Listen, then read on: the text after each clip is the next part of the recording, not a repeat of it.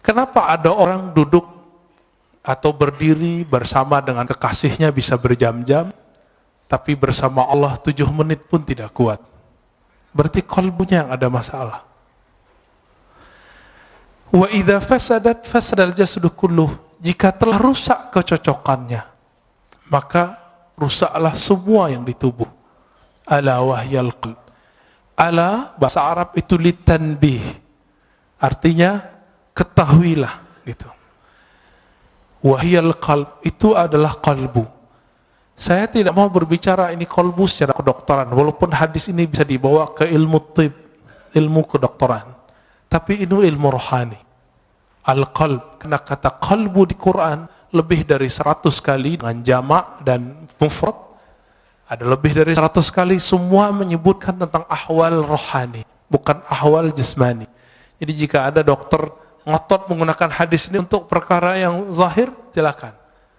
Tapi kita menggunakan hadis ini sesuai yang diturunkan Nabi sallallahu alaihi wasallam. Jika si kalbu itu tawadhu, maka rukuknya terasa nikmat. Maka Bapak Saudara bakal Allah, ketika imam itu kunut, tidak ada perasaan ingin keluar dari imam jika tidak berkunut. Perasaannya biasa aja. Bisa ikut kunut, bisa tidak, tapi tidak ada perasaan ingin keluar dari imam. Imamnya ahli bid'ah. Nggak ada perasaan itu. Terbersih ada perkataan itu di kolbu, dia sudah rusak. Bagaimana mungkin di dalam sholat kita buruk sangka dan mengatakan seseorang itu buruk gitu. Betapa buruknya rohani ini. Oleh karena itu kami, meskipun misalnya diimami oleh seseorang yang tidak hafal Quran, bacaannya salah-salah, itu kita biarin aja dulu. Nanti selesai sholat, kalau nggak ada orang baru kita kasih tahu. Kenapa? Siapa yang menggerakkan dia jadi imam? Salah siapa kita nggak maju jadi imam? Gitu. Bapak saudara makan Allah, satu kali guru kami wafat, Maulana Syekh Muhammad Nuruddin Al-Khalidi An-Naqsyabandi. Ketika beliau wafat, itu hujan Masya Allah. Imam Az-Zahabi menyebutkan suatu perkataan dari seorang imam ahli hadis di abad ke-6 Hijriah. Apa kata beliau? Ciri-ciri seseorang itu meninggal dirahmati Allah, maka Allah kirim malaikat dalam bentuk awan. Fayughfar lahu, maka diampuni baginya. Kalau guru saya ini bukan hanya awan, itu hujan dari beliau sakaratul maut sampai esok pagi, sampai kemudian kita kuburkan, itu hujan gak berhenti. Apa yang ajaib? Keluar dari rumah, itu rumah gadang, ya. Turun dari rumah itu ketika kita bawa keranda, itu hujan berhenti. Kayak ada yang kendaliin. Masuk masjid, hujan deras, dan itu sangat ajaib. Ketika selesai sholat, kita zikir, tahlil, segala macam, kami keluar, hujan berhenti. Tapi di saat ketika mau jadi imam, orang yang beliau angkat jadi wakilnya, itu seorang yang ummi, bacaan Qur'annya nggak bagus. Tiba-tiba ada seorang murid yang dianggap telah durhaka oleh beliau, ingin tebar pesona jadi imam. Padahal nggak ada yang nyuruh beliau. Awalnya mau menarik dia untuk turun, tapi tiba-tiba beliau dapat ilham. Dari kolbunya sendiri yang bicara. Apa kata kolbunya? Hei, kamu tidak usah emosi. Yang menggerakkan dia ke depan siapa? Itu Allah, bukan kamu, bukan dia. Dipikir-pikir, oh saya juga nggak hafiz Quran. Ya sudah.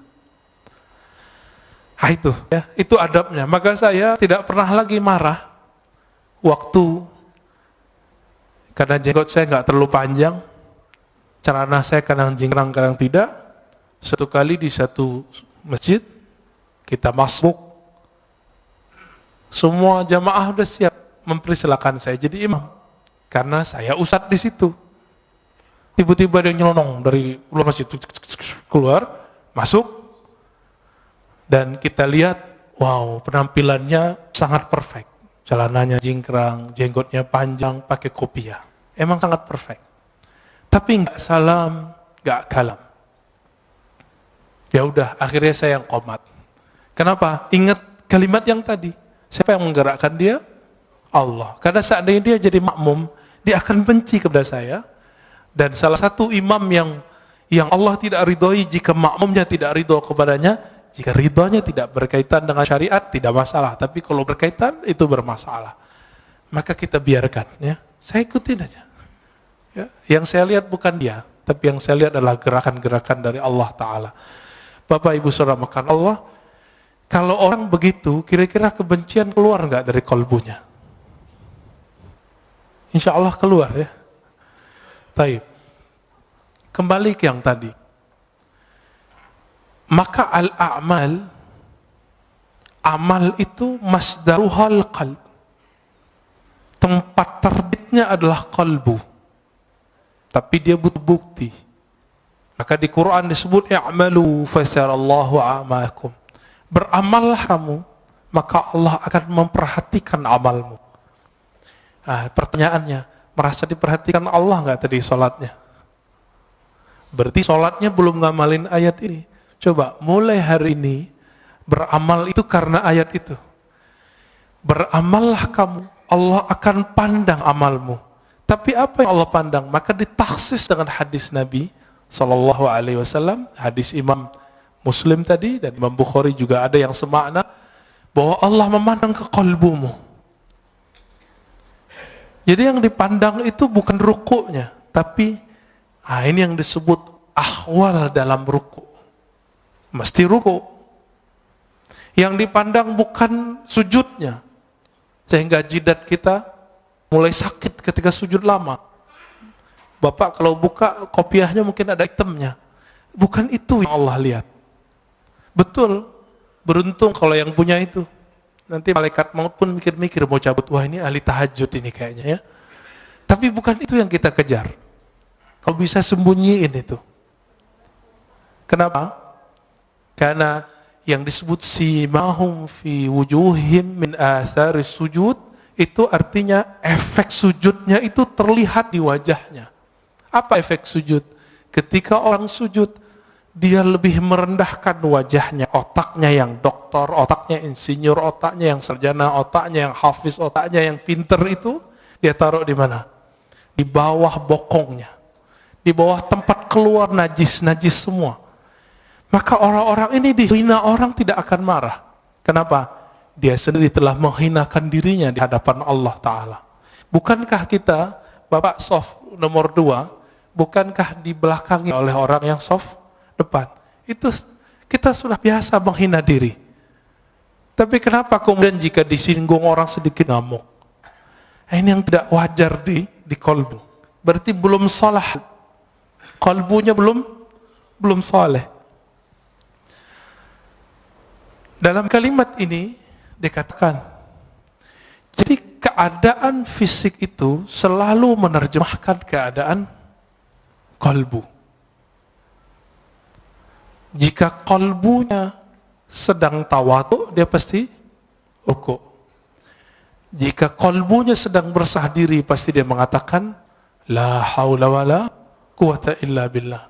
Jika kalbunya sedang mentakzim Allah, pasti dia mengagumi dan mengatakan subhanallah. Subhanallah itu bukan maha suci, itu terjemahan biasa. Subhanallah artinya maha hebat engkau ya Allah. Bapak saudara Allah, ikhwan akhwat fillah. Oleh karena itu Nabi SAW 13 tahun itu tidak diwajibkan sholat. Coba lihat. Berapa lama Rasulullah berdakwah? 13 tambah 11. 13 tahun gak wajib sholat kecuali sekali semalam. Surat Al-Muzammil. Qumil laila, bangunlah malam hari, itu aja. Meskipun 3 tahun sebelum hijrah, beliau telah dapat kewajiban 5 rakaat, 5 rakaat, beliau belum wajib sholat. Kenapa? Karena Nabi yashtaghil bi amril qalb. Nabi sibuk dengan perkara kalbu. Coba lihat ayat pertama turun, Iqra, bacalah. Surat Muzammil, wazkurisma rabbik, sebutlah nama Rabbmu. Menyebut nama Allah, membaca nama Allah, itu dengan kolbu baru terasa. Ya, baru pakai lisan. Makanya beberapa ulama kita zikir ya Allah, ya Allah, Allah, Allah, Allah, itu ngamalin surat Al-Muzammil itu. Nggak usah pakai dalil-dalil aneh, itu dalilnya. Ini kan susah-susah debat, ya, nyari-nyari dalil. Karena ada ustadz yang mengatakan bid'ah zikir Allah, Allah. Kenapa? Zikir harus dengan kalimat yang jumlahnya kamilah, jumlah mufidah, kalimat yang lengkap. Memang kalimat Allah kurang lengkap. Bukankah ada ayat kulillah, katakanlah Allah. Ada kok. Dan itu satu kalimat. Satu kata tapi menilainya satu kalimat. Waladzikurullahi akbar. Dan sungguh menyebut Allah itu lebih besar dari semuanya. Oleh karena itu Badi'uz Zaman Sa'id Nursi itu di bersalahnya yang jilid 6 mengatakan ulama-ulama ahli qalbu untuk menghabiskan ego al-ananiyah itu mereka hantam dengan menyebut nama Allah, Allah, Allah, dan itu ada efeknya. Apa nama yang dimasukkan ke dalam qalbu, itulah nanti keluar. Karena air yang dimasukkan ke dalam kendi, dalam gelas, jika putih keluarnya putih, jika hitam keluarnya hitam. Jika yang dimasukkan asma'ul husna, maka keluarnya adalah akhlak yang hasanah. Jika yang dimasukkan hubbud dunya, maka keluarnya itu tamak. Kalau ustadz itu lebih bahaya. Dai itu kalau hasad, hasadnya ulama itu bawa dalil. Coba lihat di YouTube itu. Itu membedain orang hasad nggak hasad gampang di situ. Ya, terlihat isinya kebencian, kebencian, kebencian. Sebanyak itu ayat yang mengajarkan bahwa mukmin itu bersaudara. Ayo cari titik temu. Tapi dia mencari perbedaan.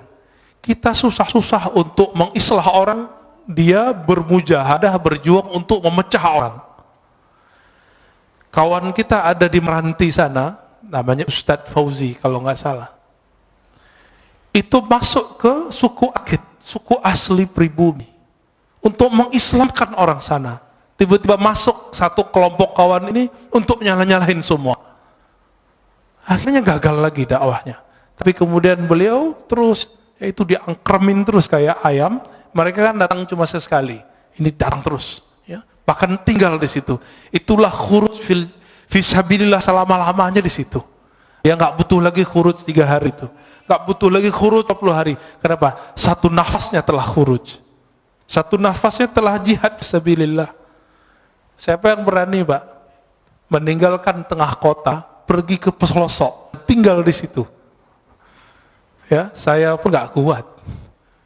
Ya, semoga Allah jaga dai-dai kita di pelosok, di perbatasan. Amin ya rabbal alamin.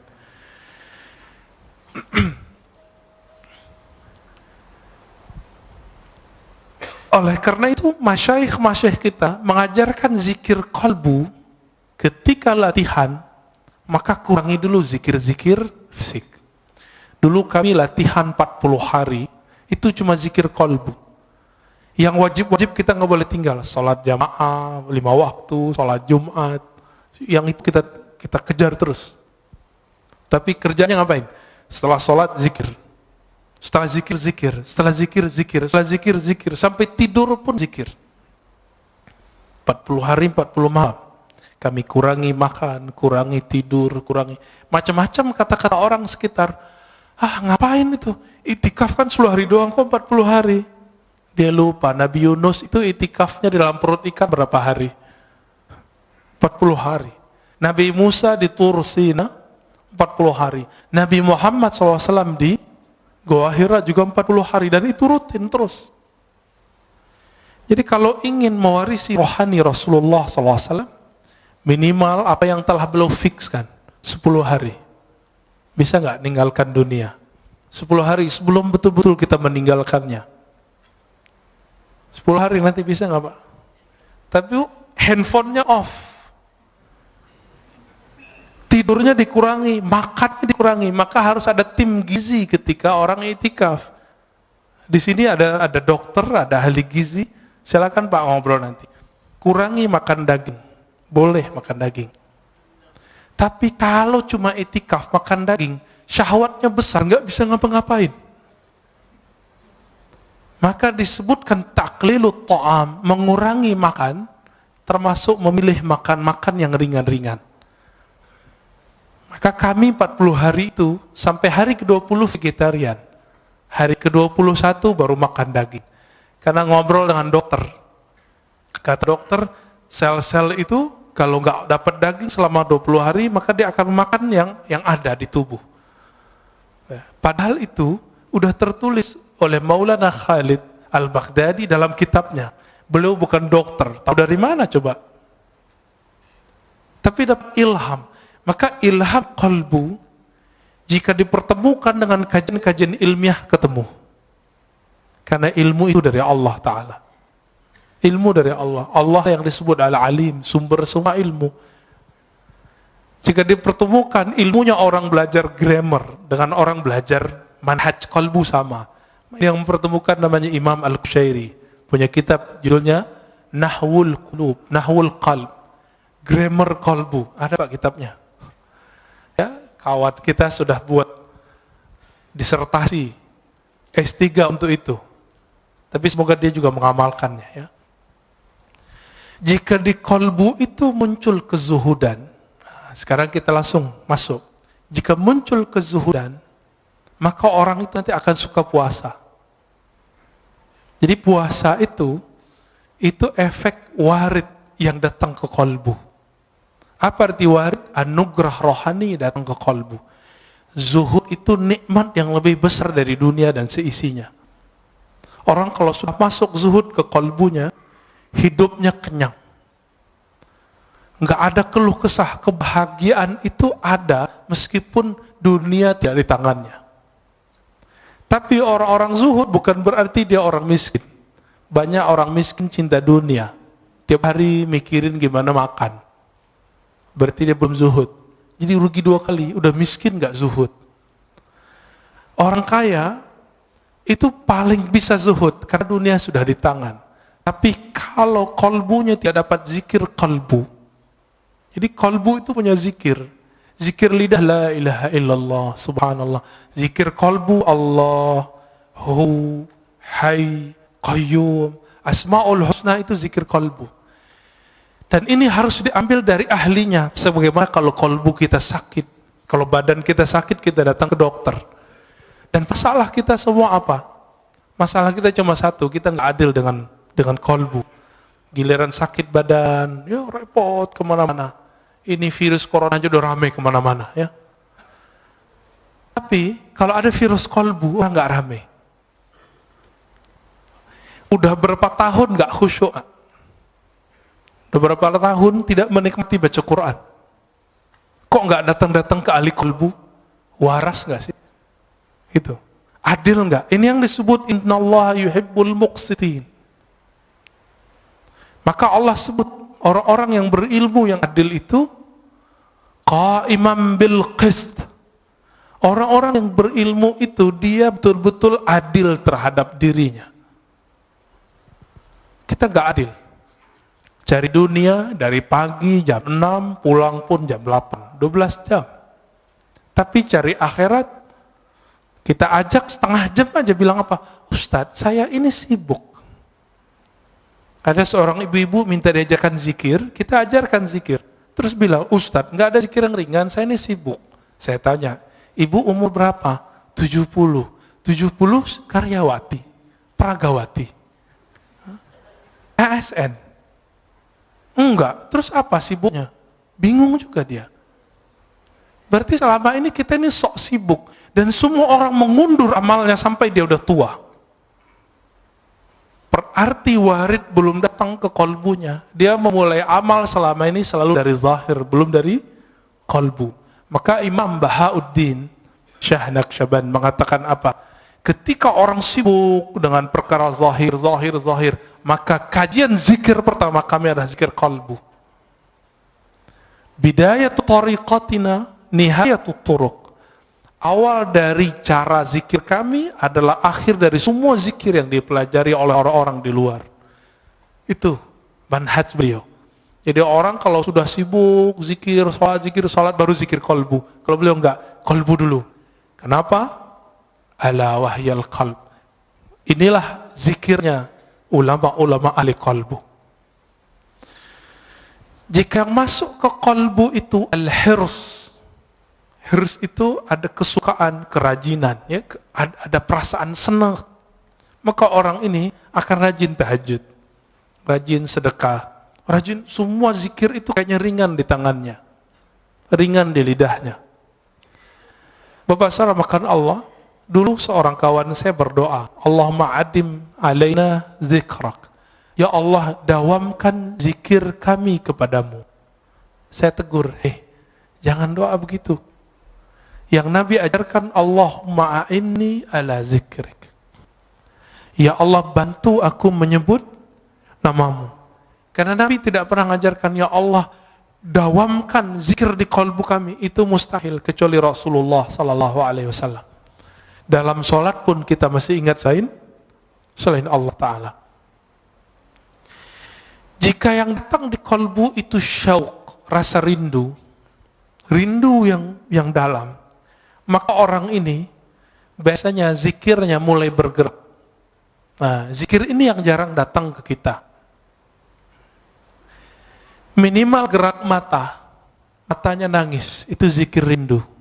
Jadi rindu itu datang dulu ke kalbu, baru saat dia berzikir ada rasa nangis. Bukankah sebagian Bapak Ibu ketika mendengarkan imam kita tadi sholat teringat mana? Sudais, ya, semoga Allah muliakan beliau, amin. Kita teringat itu. Bagi mereka yang punya pengalaman sholat di belakang Sudais, dia rindu, dia bisa nangis. Itu baru rindu dengan imam dunia. Imam sholat di Mekah, bagaimana imam al-a'immah Sayyidina Rasulullah SAW. Maka orang ini saat mengatakan Allahumma salli ala Sayyidina Muhammad, air matanya pasti mengalir. Itu yang disebut dalam syair-syair Hisan bin Sabit, kullul qulub, semua kalbu itu rindu kepada Nabi. Tapi bukti rindu itu hanya satu, dumu'ul ain. Ketika air mata itu berkaca-kaca, air mata itu mengalir. Atas dasar itulah ulama kita punya majelis khusus, namanya majelis sholawat, karena itu majelis kerinduan. Imam Ibn Arabi yang disesatkan orang di zamannya, dia jauh dari semua kesesatan itu, karena beliau ahli hadis. Saya S1 meneliti beliau. Ibn Arabi menulis kitab Tarjumanul Ashwaq. Sebelumnya beliau seorang ahli hadis, meriwayatkan hadis dengan sanadnya sendiri sampai ke Rasulullah. Berguru kepada Imam Bukhari di zamannya, namanya Ibnu Asakir, dan Imam Muslim di zamannya, yaitu Imam As-Silafi. Imam Ibn Arabi nulis Tarjumanul Ashwaq, terjemahan para perindu, kalbu yang merindu. Dan salah satunya di situ ada kerinduan kepada Rasulullah sallallahu alaihi wasallam. Orang yang rindu kepada Rasulullah pasti dia rindu kepada orang yang membuat dia rindu kepada Rasulullah. Siapa yang mengajarkan kita rindu kepada Rasulullah? Guru-guru kita. Guru-guru ini yang mengajarkan rindu. Maka rindu kepada Rasulullah itu bersanad. Ini yang Nabi katakan, tuba liman ra'ani wa amana bi. Tuba liman ra'ani wa liman ra'aman ra'ani. Beruntung orang yang memandangku. Kalau nggak ketemu aku, dia ketemu murid-muridku atau murid dari muridku. Ini yang disebut tuba. Bagaimana Bilal ibn Rabah ketika Omar datang ke Damaskus, Bilal dipanggil. Wahai Bilal, kami rindu Rasulullah. Apa kata Bilal? Lalu apa yang harus kau lakukan? Kata Omar, tolong engkau azan. Ingatkan kami kepada azannya di zaman Rasulullah SAW. Lalu dia azan. Setelah sekian lama Rasulullah wafat, dia nggak mau azan. Kenapa? Setiap kali dia azan dia bisa pingsan. Itulah rindunya seseorang perindu. Dia bergerak, badannya bergetar ketika rindu. Kalau dia kuat, dia bisa terus. Jika tidak, dia pingsan. Dan Bilal bin Rabah sampai di asyhadu an la ilaha illallah, sampai di asyhadu anna Muhammadar Rasulullah. Ketika sampai di bagian itu, dia tidak sanggup lagi menahan tangisnya. Dia berhenti, tersenduh-senduh, baru dia lanjutkan. Bahkan di riwayat lain beliau pingsan. Itulah para perindu. Makanya zikirnya para perindu itu ada 3. Jika di mata dia menangis, jika di tubuh dia bergerak, jika tidak kuat maka dia pingsan. Inilah zikir-zikirnya qalbu. Karena sebab syauq datang, rasa rindu itu datang. Dan rindu itu sumbernya satu, al-mahabbah, rasa cinta kepada Allah dan Rasulullah. Bapak saudara makan Allah, terkadang kalau orang rindu itu gombal, benar nggak? Kalimat-kalimatnya aneh-aneh. Dalam ilmu zikir, ilmu qalbu disebut dengan syatahat. Apa arti syatahat? Kalimat yang lompat dari mulut karena gejolak-gejolak rindu dalam kalbu. Jika seseorang merasakan rindu tersebut, maka muncullah syatahat. Inilah yang muncul pada Imam Junaid, Imam Abu Yazid Al-Bustami, bahkan imam seperti Al-Hallaj. Al-Hallaj mengatakan, ma fi jubbati illallah, di jubahku hanya ada Allah. Dia tidak dihukum karena dia ngomong itu, tapi dia ketika mengatakan haji itu cukup di rumah, tapi itu ternyata bukan perkataan dia. Jadi dulu karena buku tidak ada copyrightnya, setelah itu bukunya tentang asrar haji disalin oleh orang tertentu, lalu ditambahkan di situ, haji tidak perlu ke Mekah, cukup di rumah. Ketika dihakimi, dibawa ke pengadilan, Al-Hallaj ditanya, ya Hallaj, haza kitabuk, hei Hallaj, ini kitabmu? Hallaj mengatakan, oh itu judul kitabku, tapi dia tidak tahu isinya. Langsung hakimnya mengatakan, taib, kamu zindik, kamu fasik, langsung divonis esok hari dipenggal. Al-Hallaj wafat tahun 309 Hijriah.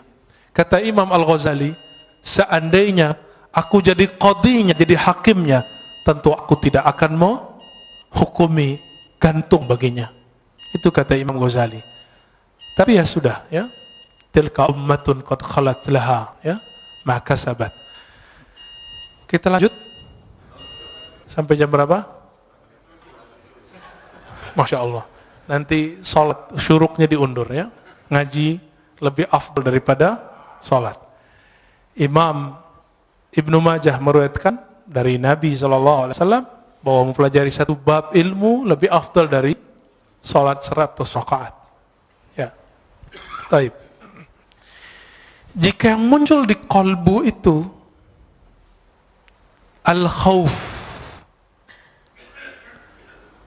dia juga nangis. Apa arti khauf? Rasa takut. Tapi bedanya, al-khauf ini beda dengan syauq. Jika syauq bikin orang bergetar, tapi kalau khauf tidak, bikin orang diam. Ada lagi raja. Raja itu harap. Jika orang berharap, Allah menerimanya. Bapak saudara makan Allah, kita ini semua punya dosa, benar gak? Mulai dari ujung rambut sampai ujung kaki. Tapi apakah dengan dosa itu kita berhenti beramal? Enggak. Masih ingat Salahuddin Al-Ayyubi? Salahuddin Al-Ayyubi, seorang pejuang hebat, raja di zamannya, sultan, itu pernah meminum khamar. Kata Imam Zahabi dan Siyar A'lamin Nubala, kana yashrabul khamr. Dulu Salahuddin ini enggak sholah, enggak bagus. Ngapain dia? Namanya kan Ayub atau Yusuf, ya. Salahuddin ini dulu suka minum khamar. Orang kalau minum khamar pasti zina. Orang zina ya lanjut judi, semuanya lengkap. Nakalnya bukan main. Maka jangan, kalau ada anak muda hari ini malam-malam kita lewat, dia minum khamar, dia jahat, jangan benci dulu. Siapa tahu nanti dia jadi mujahid fi sabilillah. Jangan benci dulu. Ya, tadi kita pas lagi nyetir, Tiba-tiba ada yang, ya anak orang pakai motor truk-truk, ya, suka-suka dia. Saya mikir, jangan-jangan ini Salahuddin. Menghibur diri. Biar husnuzan, biar gak benci, siapa tahu. Kita punya sahabat, dulu peminum, suka narkobaan, sekarang Masya Allah, amal zikir, banyak. Bahkan ada yang sudah menjadi ustadz, banyak. Ya. Jadi jangan hukumi orang dengan waktu dia bermaksiat. Siapa tahu itu maksiat terakhirnya. Jangan pernah sucikan orang dengan amalnya. Siapa tahu itu amal soleh terakhirnya. Besok dia maksiat terus. Tapi semoga itu tidak terjadi. Maka Bapak Saudara makan Allah, jika di Quran lebih dari 100 kali Allah membicarakan kolbu, kenapa ajaran-ajaran kolbu tidak dominan dalam kajian-kajian kita? Yang dominan apa? Kajian fikih, sunnah, bid'ah. Ingin mempergi kolbu, tapi yang terjadi keras kolbu. Ini coba aja. Kita bertahun-tahun ngaji sunnah bid'ah. Apa yang terjadi? Kolbu keras. Keras bukan main. Karena Rasulullah awal ngajar orang bukan ngajar sunnah bid'ah. Yang pertama diajar oleh Rasulullah apa? Kolbu. Jadi kalau ada orang sibuk dengan sunnah bid'ah, dia salah berguru. Tapi kalau sudah selesai belajar kolbu, baru belajar itu. Jadi saya berbeda sedikit dengan banyak orang. Orang mengira belajar tasawuf itu setelah belajar fikih. Enggak. Bagi saya belajar tasawuf dulu, belajar fikih. Baru belajar akidah lebih awal ya. Akidah, tasawuf, fikih. Kalau enggak, yang terjadi nanti debat. Suatu kali Imam Fakhruddin Ar-Razi, pengarang kitab Mafatihul Ghaib, datang ke seorang ahli qalbu. Lalu ahli qalbu itu menyindir Fakhruddin yang punya tafsir sepanjang tangan saya ini. Namanya Mafatihul Ghaib. Dia mentafsir Bismillahirrahmanirrahim 1 jilid. Ini di sini ayat sudah berapa turun di sini, ya. Tapi beliau mentafsir Bismillah 1 jilid. Sampai sekarang kawan saya ngaji Bismillahirrahmanirrahim 7 tahun belum selesai. 7 tahun Pak belum selesai. Ngaji alif aja lama sekali ngajinya. Sampai betul-betul dikenal. Kenapa Bismillah itu kok diulang-ulang di Quran? Ternyata itulah awal yang ditulis di Lauh Mahfuz. Ketika Allah pertama ciptakan Lauh Mahfuz, apa kata Allah? Uktub. Faqala ma aktub.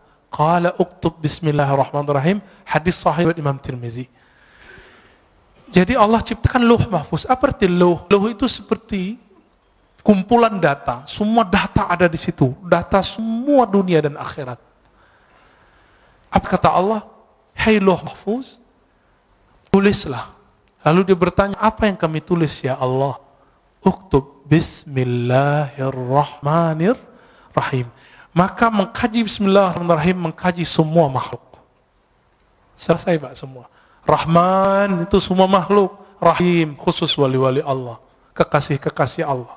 Nanti lain waktu cari gurunya ya. Ada yang pakar ilmu ini.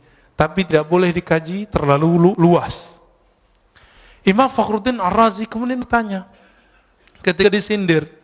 Tafsirmu itu belum apa-apa. Dia kaget. Terus tafsir yang bagus gimana? Dia tafsirlah 1 ayat. Fakhruddin Ar-Razi bengongnya bukan main, lama dia berpikir, loh kok dia tahu makna itu ya? Kok saya udah baca buku, mungkin ratusan ribu lembar dia baca buku, kok nggak paham itu? Akhirnya ditanya, wahai Tuan Guru, apa cara engkau memahami kitab Allah dengan rahasia-rahasia tadi? Apa jawaban sang imam? Wahai Fakhruddin Ar-Razi, utruk ri'asah wazhad anid dunya. Tinggalkanlah ri'asah, kepemimpinan, baik jabatan-jabatan keulamaan, tinggalkan itu dan zuhudlah dari semuanya. Tapi apa kata beliau? Oh kalau itu saya tidak sanggup. Ya sudahlah. Maka tidak turun ilmu itu kepada beliau. Turun ke siapa? Turun ke orang setelahnya. Imam Ibnu Athaillah, inilah kitabnya. Turun lagi ke orang setelah Ibnu Athaillah, namanya Ibnu Ajibah, ya. Ada tafsir qalbu. Semoga nanti ada ahli tafsir yang mengkaji tafsir itu. Amin ya rabbal alamin, ya. Selama ini kita lihat tafsir itu banyakkan hafalan. Ayat ini dijelaskan, ayat ini, itu biasa. Itu namanya ilmu munasabat. Ilmu mencocokkan satu ayat dengan ayat yang lain. Kalau cocok, kalau nggak cocok gimana? Karena ilmu cocok logi hari ini betul-betul sangat dahsyat, maka banyaklah ustadz cocok logi. Padahal yang cocok itu adalah ilmu qalbu. Karena Quran itu dia untuk qalbu. Allah itu ketika mengatakan, ya ayyuhallazina amanu, hai orang-orang beriman, iman di mana naruhnya? Di qalbu atau di badan? Di qalbu. Maka Allah sedang berbicara ke qalbu. Lain ketika Allah mengatakan ya ayuhan nas, wahai manusia. Ya. Betul qalbu juga, tapi qalbunya belum beriman, maka dipanggil ya ayuhan nas. Berdasarkan beda-bedanya apa yang datang ke qalbu, maka berbedalah amal. Beda apa amalnya? Antara Nabi Adam dengan Nabi Nuh beda nggak doanya? Beda. Nabi Nuh dengan Nabi Ibrahim beda zikirnya. Nabi Ibrahim dengan Nabi Musa beda zikirnya. Nabi Ibrahim apa zikirnya waktu dilempar ke api? Hasbiyallah wa ni'mal wakil. Cukuplah Allah sebaik-baik yang mengurus melindungiku. Itu api zahir. Apalagi api dunia, api syahwat. Maka salah satu cara terapi orang untuk melemahkan syahwatnya adalah, mengendalikan syahwatnya adalah hasbiyallah wa ni'mal wakil. Atau hasbunallah wa ni'mal wakil. Dizikirkan 450 kali setiap hari. Ini zikir yang diajarkan Maulana al-Imam Abdul Hasan Syazili. 450 itu dikit, Pak. Orang bisa handphonean, smartphone, bisa Instagram di setengah jam kok. Baca hasbunallah wa ni'mal wakil itu paling 15 menit beres. Itu qalbu udah kenyang itu. Ini yang diwariskan para nabi. Siapa yang zikir hasbunallah wa ni'mal wakil, dia akan menjadi pewaris Nabi Ibrahim. Siapa yang zikir la ilaha illa anta subhanaka inni kuntu minaz zalimin, dia telah mewarisi rohani Nabi Yunus. Kenapa Nabi mengatakan al-ulama warasatul anbiya? Setiap ulama itu dia mewarisi rohani Pak Nabi. Nabi tidak doktor. Nabi tidak baca kitab. Nabi baca yang di kolbunya. Maka orang yang mewarisi kenabian itu mewarisi kolbu Nabi sallallahu alaihi wasallam. Maka jangan andalkan gelar-gelar kita. Udah lewatin semua itu. Tanya ke dalam kolbu, aku mewarisi Nabi siapa? Dan orang yang disebut kutubul awliya, wali paling poros, yang keberkahan bumi itu karena doa-doanya. Jika Imam Ibrahim bin Adham mengatakan, ya ashabal hadis, wahai ahli hadis, tolong doakan kami. Bikum tudfa'anna al-masaib. Karena kalian musibah-musibah Allah jauhkan dari kampung kami. Oleh karena itu para imam kita sebagai disebut oleh Imam Zahabi mengatakan aqrabut turuq ilallah al-hadis, talabul hadis. Salah satu jalan pintas menuju Allah adalah belajar hadis. Karena Allah belajar hadis nyebut sanad dari fulan, dari fulan, dari fulan, dari Nabi, dari Jibril, dari Allah Ta'ala. Itulah sanad Quran, sanad hadis qudsi, sanad hadis Nabi sallallahu alaihi wasallam. Imam Ahmad mengatakan al-qurbu ila Rasulillah qurbun ilallah. Orang yang punya silsilahnya dekat ke Nabi, dia telah dekat kepada Allah Ta'ala. Maka Bapak Saudara, karena ahwal qalbu itu beragam yang datang, maka di antara ulama itu ada yang ahli ibadah. Kenapa? Yang muncul di qalbunya hirs, doyan ibadah. Nah, ini yang terjadi pada kawan-kawan saya yang senang khuruj, ya, senang wiridan. Jangan salahkan dia, tegur saja dia kalau kelebihan. Ya, mungkin dia beramal tidak dengan ilmunya, dilupa kalau punya anak istrinya, ya, tegur aja baik-baik, kasih nasihat, jangan depan orang. Ketika yang masuk ke kalbu itu asyauq, maka orangnya akan suka berdendang, bersyair, bersolawat. Maka muncullah dalam peradaban Islam Barzanji, muncullah syair-syair Imam Ibn al-Farid, ya, muncul semua itu. Maka syair-syair di Jawa muncul apa namanya macapat ya, yang mau copot ya, itu yang dari Sunan Kalijaga. Itu wali Allah besar, Pak. Beliau berguru kepada ulama keturunan Samarkand, Syekh Mahudum bin Ibrahim, yang kita sebut dengan Sunan Bonang. Saya ziarah ke kuburan beliau yang di Bawean. Itu yang asli, Pak, di situ insya Allah. Yang di Tuban itu mungkin petilasannya, wallahu alam. Ya. Kalau orang pakai kolbu, dia tahu itu. Ya. Kawan saya tanya, kok aku sering ziarah ke Tuban, kok nggak ada efek apa-apa ya? Biasanya kalau assalamualaikum tuh ada rasanya. Oh, dia lagi nggak di tempat gitu. Akhirnya saya doa, ya Allah tunjukin saya di mana aslinya. Ternyata setelah itu diundang oleh salah satu guru kita, Buya Abdul Halim, ya, yang punya istri di sana. Udah ke sana, Pak? Udah ke sana, Pak, ya. Ya. Datang ke sana itu dahsyat sekali. Tapi jangan lupa ziarah, karena di sana manisnya dari situ. Sampai di sana ternyata Buya Abdul Halim belum pernah ziarah.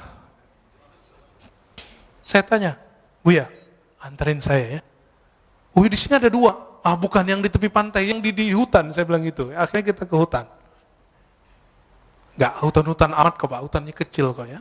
Masuk dan itu terasa nikmat, terasa ada kontak batin. Karena jangankan para wali, para syuhada pun mereka tidak mati. Wala taqulu liman yuqtalu fi sabilillahi amwat. Dan itu hanya dirasakan oleh ahli qalbu. Cinta itu hanya dirasakan oleh orang yang cinta. Sebenarnya benci dirasakan oleh orang-orang yang hasad. Maka kebeningan qalbu akan bisa merasakan ahli-ahli qalbu. Coba rasain, Pak. Guru kami berpesan makna hadis, zurul qubur fa innaha tuzakkirul maut. Ziarah kubur karena itu bisa mengingatkan kepada kematian, lintas dimensi, langsung maksudnya. Maka orang yang suka ziarah kubur, rohaninya akan tembus ke dimensi yang lain, masuk ke alam-alam yang lain, sadar atau tidak. Tapi kalau udah jauh dari kubur, membid'ahkan kubur, menyebut orang ziarah kubur, kuburiyun, maka siap-siap kamu nanti ketemu Rasulullah. Rasulullah akan memarahi dan menghardikmu dan mengatakan, aku sayyidul kuburiyin. Akulah orang yang paling sering ziarah kubur. Nabi ziarah kubur kapan, Pak? Malam. Dan hampir setiap nginep di rumah Aisyah radhiyallahu taala anha. Berani bilang Nabi sayyidul kuburiyin, penyembah kubur. Hati-hati. Pemuja kubur, hati-hati. Semua yang kamu lafazkan Allah hisab. Kalau kolbu nggak nyampe, nggak usah ingkar. Imam Sya'rani telah nulis berkali-kali kata beliau, kalau kamu tidak faham, jangan ingkar. Sekali kamu ingkar, haramallahu alaika. Allah haramkan bagimu untuk merasakan itu. Makanya kalau udah benci sama kita, benci sama kajian kita, nggak nyaman, Pak. Langsung keluar. Ngelihat imam kita doa aja langsung keluar. Nggak bisa husnuzon. Nggak bisa menikmati perbedaan faham. Betapa sempitnya kalbu. Padahal kalbu itu lebih luas dari dunia dan seisinya. Hadis meskipun dhaif, tapi ulama mensahihkan maknanya. Mawasi'ani ardi wala samai. Aku ketika memandang ke langit dan bumi tidak sanggup menahan pandanganku. Itu yang disebut Allah ketika memberikan amanah kepada langit dan bumi, semuanya nolak. Inna wasi'ani, yang sanggup menerima pandangan itu adalah qalbu abdi al-mu'min, qalbu hambaku. Ada kalimat hambaku di situ, al-mu'min, yang dia beriman. Makanya orang-orang yang beriman ini qalbunya lapang, hidupnya tenang, pikirannya masya Allah, ya, nggak ada kepanikan di qalbunya, ya, nggak rusuh. Bapak saudara, karena Allah, maka di antara mereka ada yang zuhud, karena yang datang qalbunya kebencian dunia. Di antara mereka ada yang muridin, ada yang wara, ada yang arif. Puncaknya nanti arif. Nanti tanyalah ke Kiai Ahmad Shadiq, itu arif itu apa sih? Atau ke kiai-kiai yang lain, ada siapa? Kiai Luqman ngajar di sini juga. Ya, Kiai Luqmanul Hakim. Nah, itu orang-orang ahli kolbu semua. Sebenarnya beberapa banyak masih ahli kolbu. Silakan dicari sendiri atau tanya ke ahli kolbu siapa mereka. Ya. Ini belum selesai sebenarnya, tapi udah cukup lah ya. Mau ada tanya jawab? Oke. Orang yang nanya itu lagi ya. Silakan Pak.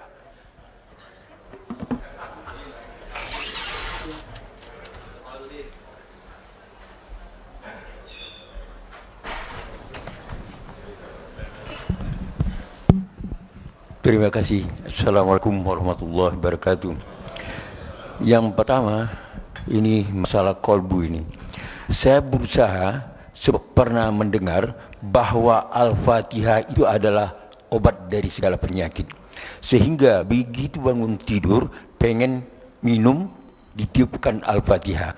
Tapi ada yang mengatakan dari segi medis, meniup makanan itu adalah tidak baik. Jadi bagaimana kontradiksi dari satu? Dan yang kedua... Satu dulu Pak. Kejawab nanti ya. Antara ahli medis dan ahli kolbu itu yang beda mazhab. Tapi yang beruntung yang mengerti ilmu kolbu plus mengerti ilmu cara niup. Orang baca Quran niupnya bukan gitu Pak. Ada caranya. Mau diajarin Pak. Bahasa Arabnya yanfuth. Yanfuth. Gitu beda. Itu bukan tiupan, itu mindahin CO2 itu.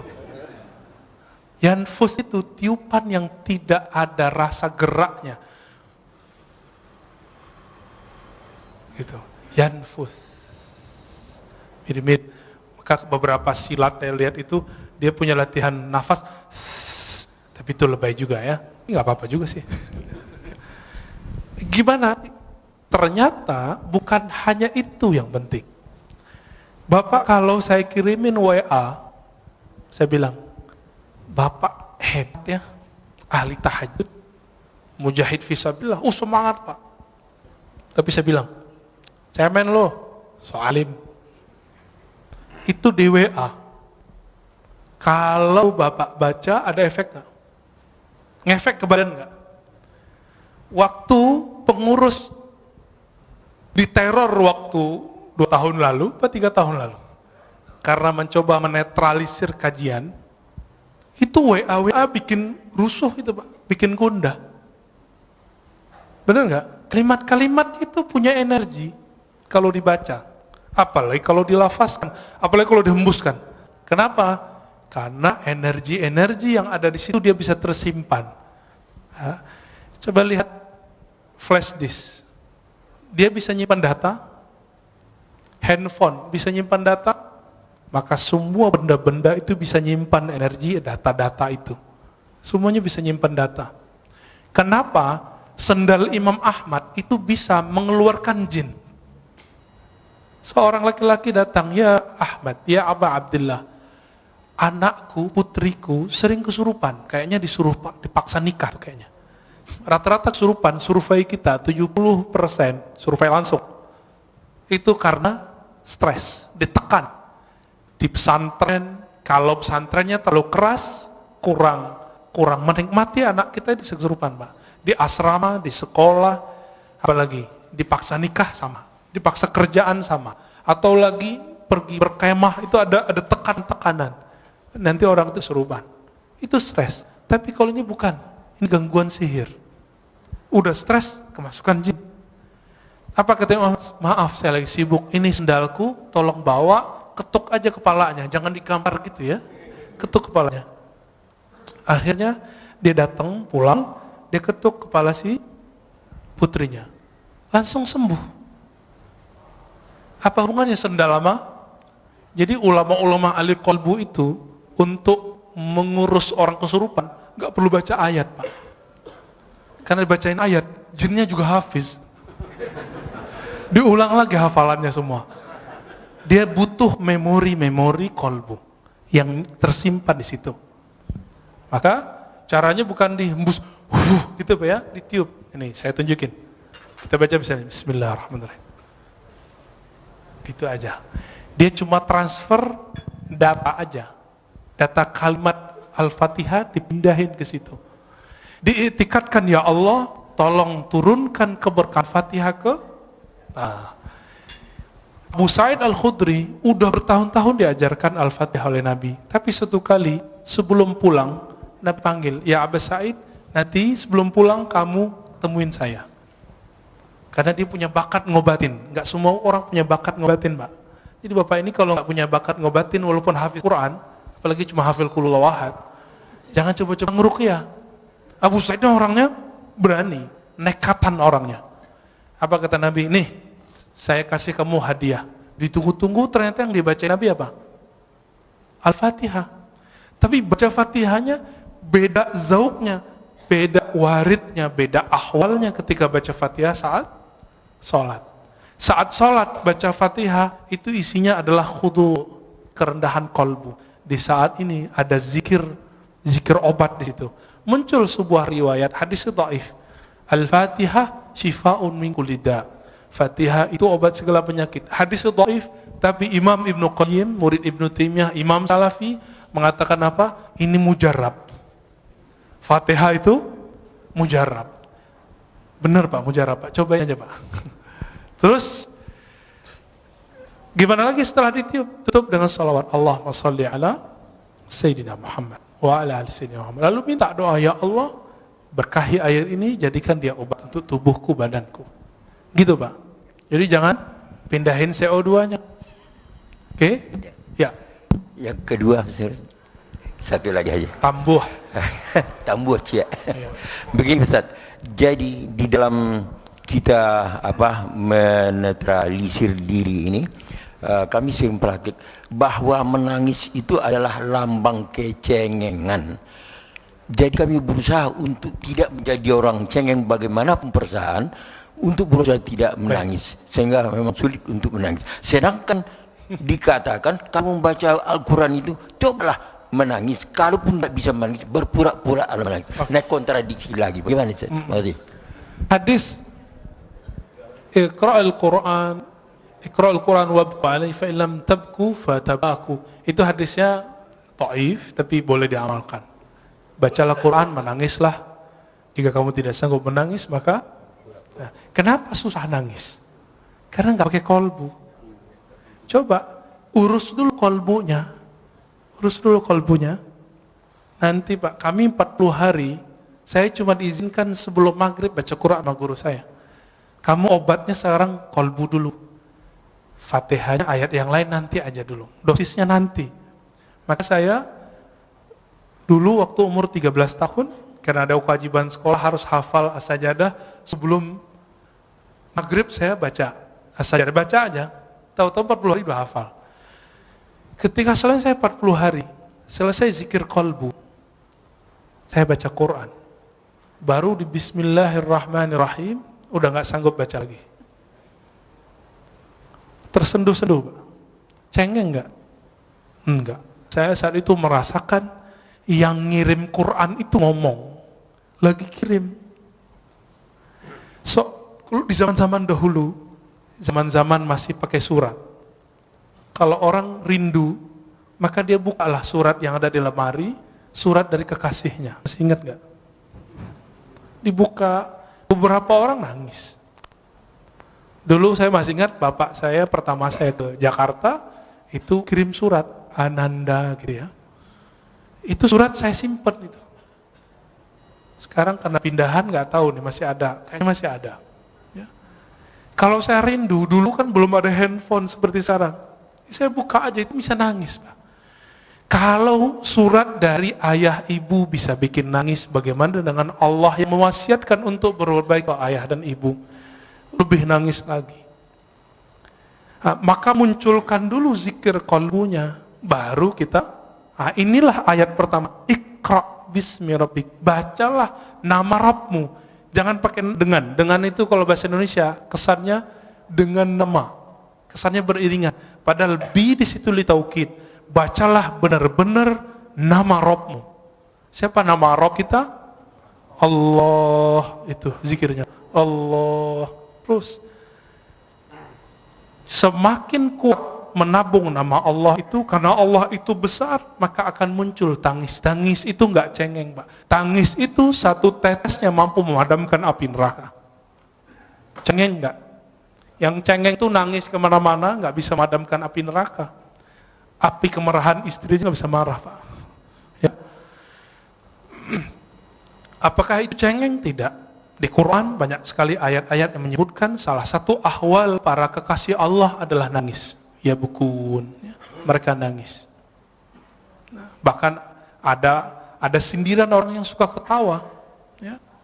Tertawalah sedikit, nangislah banyak. Ada ayatnya. Ini terakhir, Pak.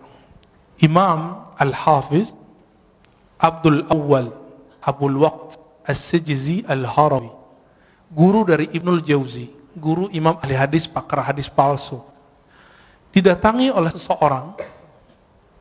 Dia pengarang kitab Al-Ba'un Al-Buldaniyah. Ketika dia datang, dia bilang, wahai tuan guru Abul Waqt Abdul Awwal, aku sudah lama ingin ngaji kepadamu, dan aku beruntung dapat keberkahan semajlis denganmu. Mendengar itu, Imam Abdul Awwal langsung nangis. Apa kata beliau? Lau arafta, kalau engkau mengenal aku, mazurtani, engkau tidak akan ziarahi aku. Kalau engkau tahu aibku, engkau tidak akan memandang keberkahan ada padaku. Lalu beliau nangis dan semua yang hadir nangis. Apa kata beliau? Kami dapat hadis, ribuan kali dapat hadis, tapi kalimat yang barusan kami dengar lebih kami sukai dari semua hadis yang selama ini kami dengar. Baru sebutkan hadis. Dikasih makan nggak mau makan beliau. Kenapa? Sudah nangis duluan. Jadi majelisnya ahli qalbu dari dulu itu nangis. Dan Imam Abdul Awwal ketika sakaratul maut, murid-muridnya ngumpul.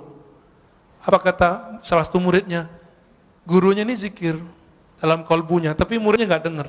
Kata si murid yang agak kurang sopan, si muridnya dapat hadis, lakinu mautakum la ilaha illallah, talkinkan orang yang sakarat la ilaha illallah. Wahai tuan guru, baca la ilaha illallah, kata si murid. Apa kata gurunya?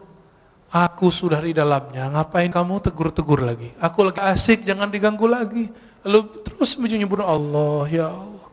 Dan ketika Allah itu terus dibaca dan belum meninggal dalam keadaan menyebut ya Allah. Udah. Inti la ilaha illallah di mana? Allah. Kalau enggak ada kalimat Allah, ada enggak la ilaha illallah? Nah, inilah talqin pertama yang saya dapat dari guru saya, Syekh Muhammad Nuruddin, yang tadi saya cerita di awal. Yang ketika beliau wafat jadi hujan lebat. Apa kata beliau? Zikir itu intinya satu, Allah. Kan semua zikir Allah melahirkan la ilaha illallah paling tinggi. Lalu bawahnya Allahu Akbar. Lalu bawahnya Subhanallah. Lalu bawahnya Alhamdulillah. Lalu di bawahnya la haula wa quwwata illa billah. Semuanya Allah, Allah, Allah. Maka kalau zikir nggak ada Allahnya, zikirnya hampa. Maka mulai dari zikir kolbu, insya Allah kolbunya selamat. Nanti Bapak bisa nangis, Pak. Ya. Ada lagi? Ini khusus majelis senior nih ya, pantasan remisa buat majelis senior. Bismillahirrahmanirrahim. Ustaz. Ya. Assalamualaikum warahmatullahi wabarakatuh. Assalamualaikum warahmatullahi. Saya pagi ini dapat guru kolbu nih. Alhamdulillah. Ya, alhamdulillah. Guru Bapak di samping, Pak. Ini saya kenal beliau 40 tahun yang lalu, Pak. Yang ahli kolbu beliau, Pak. 40 tahun yang lalu bersama beliau saya. Alhamdulillah. Ustadz Siregar. Ya. Beliau masih bujangan waktu itu, Pak. Ya. Sekarang istrinya masih satu, Pak. Satu, alhamdulillah. Ya. Putranya satu. Tadi saya sempat ngobrol sama beliau, luar biasa. Tolong Pak, pada saat Pak Ustaz menemukan belajar kolbu itu, siapa cerminnya? Sekian, wassalamualaikum warahmatullahi wabarakatuh. Ini tanya bertanya itu, Pak ya. Saya jawabnya dua. Tapi itu tergantung makomnya kita. Maka yang Bapak rasakan, yang guru Bapak katakan sebelumnya, itu belum tentu yang saya dapatkan. Oke? Kalau secara ilmu hadis, al-mu'min mir'atul li akhihi. Mukmin itu cerminan bagi saudaranya. Itu secara hadis. Tapi secara ilmu qalbu, cerminan hakiki itu adalah nur Muhammadiyah, nur Rasulullah sallallahu alaihi wasallam. Disitulah orang bisa bercermin. Orang bercermin ke Nabi itulah yang disebut bersanad. Kalau dia tidak punya cerminan ini, nggak punya sanad ini, dia tidak bisa memantulkan cahaya Allah tabaraka wa ta'ala. Kenapa Rasulullah cerminannya? Karena Rasulullah yang paling lengkap mewarisi, dapat memantulkan semua asmaul husna. Ada masuk air putih, keluar air putih. Masuk nama Ar-Rahman, maka muncullah kesayangan Rasulullah ke semua umat. Itulah wa ma arsalnaka illa rahmatan lil alamin. Muncul Ar-Rahim, maka Nabi SAW mencintai. Itu surat laqad ja'akum Al-Bara'ah ayat terakhir, bagian 2 terakhir. Wabil mu'minina ra'ufur rahim. Wabil mu'minina ra'ufur rahim. Kawan Hal-Hallaj, tapi beda mazhab, beda tariqah. Namanya Imam Ash-Shibli. Beliau itu ketika wafat dapat kabar dari seseorang. Seseorang ini memuliakan imam ini. Lalu ditanya, dalam mimpi orang ini bertemu Rasulullah. Wahai Rasulullah, kenapa engkau memuliakan si Shibli? Apa jawaban Rasulullah dalam mimpinya? Bagaimana aku tidak memuliakannya? Dia telah menjadikan aku cerminannya. Setiap selesai sholat dia berikan, laqad ja'akum rasulun min anfusikum azizun alaihi ma anittum harisun alaikum bil mu'minina raufur rahim. Allah sebut Nabi dengan namanya. Rauf itu nama Nabi, nama Allah. Rahim itu nama Allah. Allah jadikan Nabi itu jadi cerminnya. Maka siapa yang bercermin bersenat kepada Rasulullah, kalbunya bercahaya. Maka ketika orang sholat Allahu Akbar, dia harus bercermin Rasulullah di depannya. Tapi siapa yang bertemu Rasulullah? Yang bertemu Rasulullah roh. Karena roh kita belum hidup, kita butuh seorang mursyid yang menghidupkan, membangunkan. Hei, bangun kamu. Maka guru kita juga berguru dengan bersyukur, berterima kasih kepada guru, baru disebut berterima kasih kepada Allah Ta'ala. Maka ketika orang berguru, itu cara bercermin kepada Rasulullah Sallallahu Alaihi Wasallam. Itu yang saya dapatkan. Mungkin yang Bapak dapatkan, guru Bapak dapatkan beda, ya. Tapi kalau ilmunya dari Allah pasti sama. Pasti sama. Beda-beda ibarah. Ya, Ustaz, singkat aja. Okay. Assalamualaikum Ustaz. Terakhir Pak ya. Iya Ustaz. Ustaz, apakah betul Ustaz waktu Ya. Nabi Ibrahim alaihissalam itu dibakar? Kan sifat api itu diambil sama Allah menjadi dingin. Jadi pertanyaan saya ini Ustaz, betul nggak situ ibu-ibu yang sedang masak itu masakannya tidak ada matang karena sifat api ditarik sama Allah? Oke. Itu terima kasih Ustaz. Jangan dipakai lagi Pak ilmu itu ya. Jangan dipakai lagi zikir itu. Zikir itu kata Imam Abu Ali Ad-Daqqaq kasilah, seperti pisau, seperti senjata. Sampai di tangan wali jadi karamat, sampai di tangan fasik jadi sihir. Sama-sama zikir. Sama-sama zikir. Sampai dia orang nakal jadi pelet. Sampai dia orang tamak, maka waqiahnya bukan untuk ketemu Allah. Waqiahnya supaya ngumpulin harta. Dia rajin waqiah, rajin haji umrah. Sekarang umrah udah nggak boleh. Mau minta ke siapa lagi? Ini mau proyek nih, umrah dulu nih. Sekarang Allahnya nahan dulu, gak usah khawatir ya. Kita sedih, tidak ada orang umrah. Dalam sejarah umat Islam itu udah biasa. Bedanya dulu kaum Tartar datang nyerang, gak ada umrah, gak ada haji.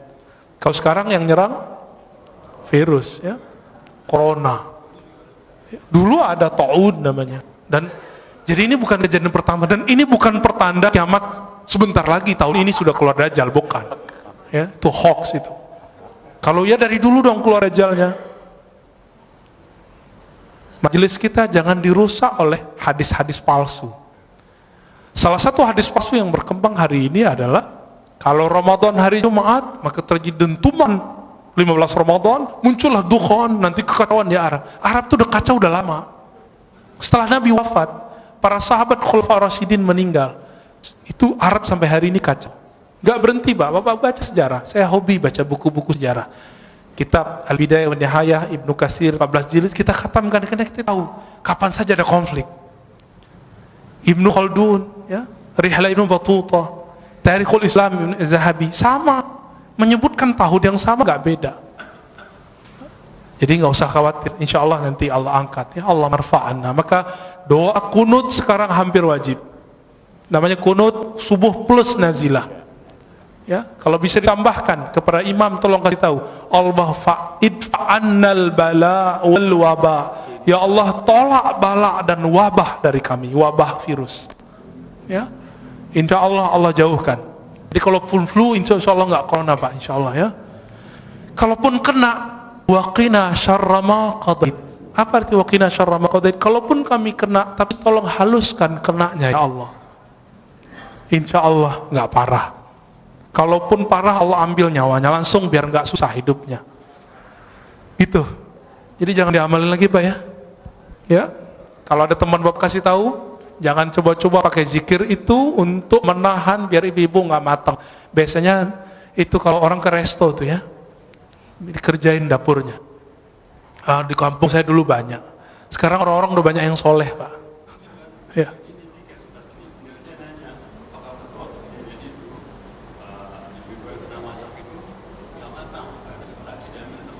Oh enggak, itu mah ngakalin aja ya. Yang pasti di situ muncul kaidah Ahlussunnah. Apa kaidah dalam akidah Ahlussunnah?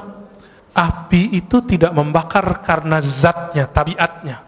Karena hukum konstannya enggak. Tapi api itu membakar karena izin Allah. Apa kalimatnya? Ayatnya gimana Ustaz? Ya nar kuni bardan wa salaman ala Ibrahim.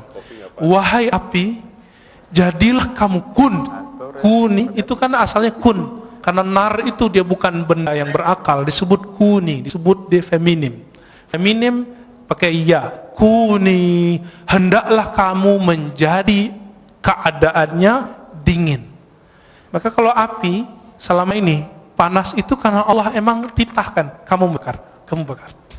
Sampai sekarang di kampung kita masih banyak ilmu debus, nggak pakai sihir. Cuma pakai sholat 2 rakaat, zikir sesaat, mereka langsung nggak kebakar. Tapi kita cek di luar itu nggak bisa dia ya. Itu cuma karena dia zikir. Dia lagi ngamalin Bismillahirrahmanirrahim, ya duru, ingin bukti. Jadi dia lagi ngamalin ilmu Nabi Ibrahim. Ya Allah, saya pengen bukti kalau benar ayat ini, benar hadis ini, kalau siapa yang bersama Allah tidak ada yang menyakitinya, buktikan aku ambil api, jangan bakar diriku. Betul. Dan saya punya guru itu. Coba alhamdulillah ibu saya dulu larang. Almarhumah ibu saya mengatakan, kamu mau jadi apa? Gak usah belajar itu.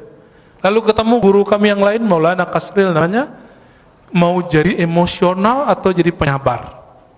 Saya jawab, ya penyabar lah. Kalau mau jadi penyabar, hindari ilmu-ilmu kebatinan, meskipun boleh secara hukum syariat. Maka saya nggak belajar ilmu-ilmu aneh Pak. Ini belajarnya ilmu silat lidah aja. Ya, jadi tidak benar semua api saat itu cuma satu api, tidak semua api. Ya, siapa juga yang masak saat itu? Ya, ya itu khayalan orang lagi mentafsir. Terakhir Pak Mirwan. Assalamualaikum warahmatullahi wabarakatuh. Assalamualaikum. Tadi Ustaz katakan Sayyidina Umar Ya. minta kepada Bilal supaya azan mengingatkan kita kepada Rasulullah. Sallallahu alaihi wasallam. Kebetulan tadi juga imam kita Hasanuddin Sinaga jadi imam. Sinaga apa Siregar? Sinaga. Sinaga, sorry. Kita rindu suara beliau ini. Karena tahun 97 dulu beliau ini imam di sini. Alhamdulillah. Makanya kita rindu. Ini siapa yang bawa ini? Bang Adek tadi ya. Kalau bisa sering-sering bawa Bang Adek. Alhamdulillah. Yang kedua mengenai tunggu dulu. Alhamdulillah lupa. Iya. Tadi apa ya? mengenai suluk tasawuf di kampung saya itu banyak, Ustaz. Oh iya. Cuma kami dulu sebagai pemuda menganggap ini ilmu Apa ini? apa ini pelajarin ini.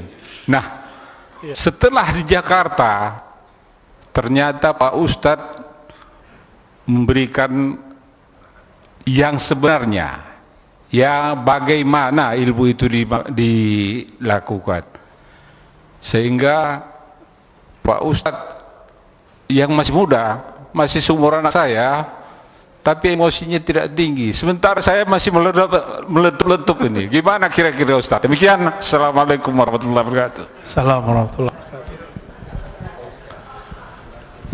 Betul, orang berguru, berlatih, bersanad, istiqomah, dia melewati umur fisiknya. Maka guru-guru kami, di mudanya mereka sudah jadi syekh. Syekh itu artinya orang tua. Dan saya dikasih gelar syekh oleh guru saya umur 27. Umur saya sekarang 34. Jadi masih jauh dibandingkan imam kita.